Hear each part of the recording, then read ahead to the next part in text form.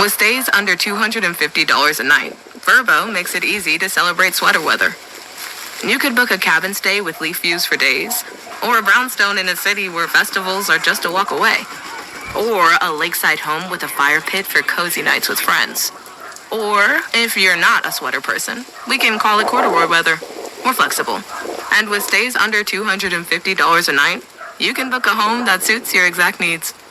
Book now at Vrbo.com. You're listening to Judge Scold's Comey Prosecutors for Indict First and Investigate Second Approach, a news story written by Jeremy Roebuck and read by Bria, an AI-generated voice.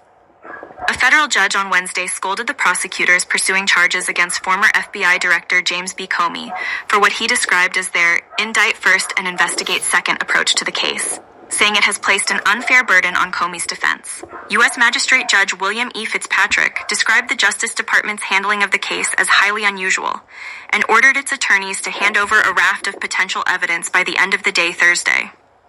That material includes full transcripts of U.S. Attorney Lindsay Halligan's September presentation to the grand jury that indicted Comey on counts of making false statements and obstructing a congressional proceeding. "This is not a typical case," Fitzpatrick said. "Right now, we're in a bit of a feeling of indict first and investigate second." The judge delivered that rebuke near the end of a largely procedural hearing, as the Justice Department prepares its case for a trial expected early next year. Comey's attorneys have denied the allegations against him and moved to have the case thrown out, arguing it was brought in response to President Donald Trump's improper demands that the Justice Department target his longtime foe. Comey is accused of lying during a September 2020 Senate Judiciary hearing, in which he was asked whether he'd ever authorized anyone at the FBI to serve as an anonymous source to the news media. Prosecutors contend that while Comey maintained he had not, he had actually given an old friend and attorney the go-ahead to serve as a conduit between him and reporters. That friend, Columbia law professor Daniel Richman, who also briefly worked for the FBI, was investigated during Trump's first administration as part of an inquiry into whether Comey had illegally shared classified information. The Justice Department closed that case without charges. At issue Wednesday was whether the current prosecution team could review and potentially use emails, records, and other electronic communications seized from Richman during that probe as part of the current case. Those records include exchanges between Richman and a New York Times reporter, in which they discussed sharing information at Comey's behest. Assistant U.S. Attorney N. Tyler Lemons told the court that agents had secured 4 search warrants for Richman's devices between 2019 and 2020, including ones allowing investigators to review his computer hard drive, Columbia email account, and iCloud devices.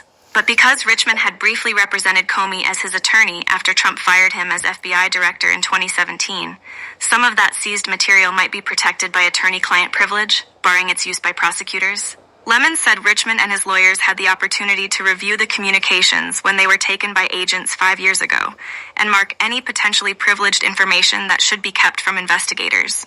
Comey and his team have not. Attorneys for the former FBI director maintained Wednesday that it was fundamentally unfair to let prosecutors review Richman's seized communications without input from Comey's defense. "Mr. Comey was not involved. Full stop," attorney Rebecca Donaleski said, referring to that earlier review process. Mr. Richman had his own counsel, whose job was to protect Mr. Richman's interests.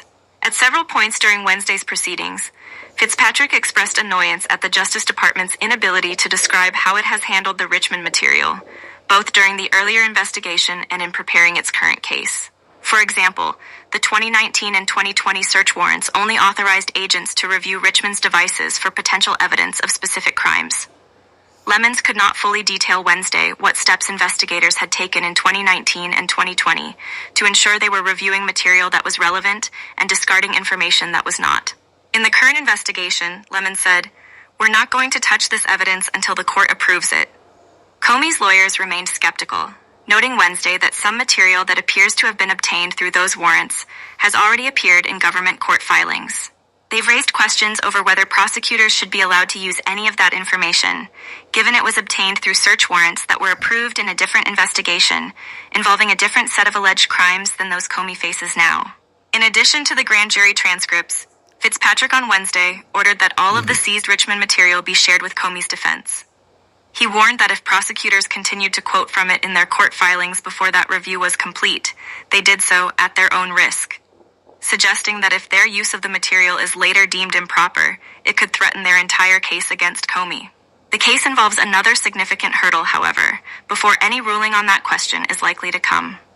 Comey's lawyers contend the case should be dismissed on grounds that Halligan, the prosecutor overseeing it, was appointed to her role in violation of laws governing U.S. attorney appointments. Trump installed Halligan, one of his former personal lawyers, as the interim U.S. attorney in the Eastern District of Virginia after her predecessor, Eric S. Siebert, was pushed out of the job in part because of his conclusion there was insufficient evidence to charge Comey. An out-of-state judge has scheduled a hearing next week on the arguments regarding Halligan's legitimacy as U.S. attorney and whether questions surrounding her appointment should impact the Comey case. This is a developing story and will be updated. You listen because you know the power of good journalism, and the Washington Post is there for you 24/7. When you become a Washington Post subscriber, you get exclusive reporting you can't find anywhere else. You also get sharp advice columns, delicious recipes, TV and music reviews, and so much more. Right now, you can get all of that for just $4 every 4 weeks. That's for an entire year. After that, it's just $12 every 4 weeks, and you can cancel anytime. Add to your knowledge and discover all the Post has to offer. Go to WashingtonPost.com/subscribe. That's WashingtonPost.com/subscribe. With that being said, ladies and gentlemen, please, firstly, excuse my voice. It's really a tough time right now talking. However, I will not quit with producing these videos while my voice is like this. I commend the judge for scolding these corrupt prosecutors. In the meantime, please look out for my reporting on the out-of-state judge's hearing on Lindsay Halligan. And in the meantime, please like, comment, share, subscribe, and enjoy. And please help me reach and achieve the goal of 320 plus subscribers, ladies and gentlemen. The reason why I'm saying 300 plus subscribers is because right after we reach and achieve the goal of 320 subscribers, we have more subscribers to reach and achieve. Right after we reach and achieve the goal of 320 subscribers.